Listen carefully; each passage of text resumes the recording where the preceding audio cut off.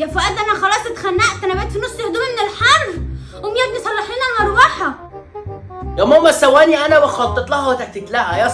ياما تصليح المروحه ده مش بالساهل، ده محتاج دماغ شغاله مش بتنام. طب بص يا حبيبي، خد ال10 جنيه دي وروح عند راجل صلحهولي. وليه يا ماما اخد انا منك ال10 جنيه دي واصلحها انا اولى من الراجل يا ماما.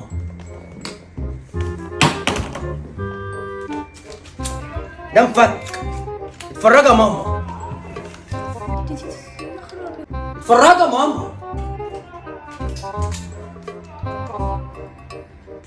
انا هخليكي تجيبي هوا غصب عن امك.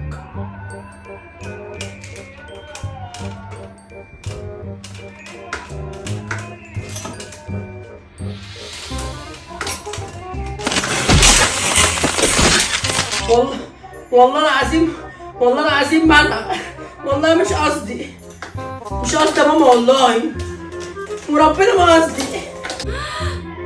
اللي انت عملته ده 10 جنيه تصلحها لي، ده انت خربتها لي. طب ليه يا ماما كده؟ طب ليه؟ يا ابو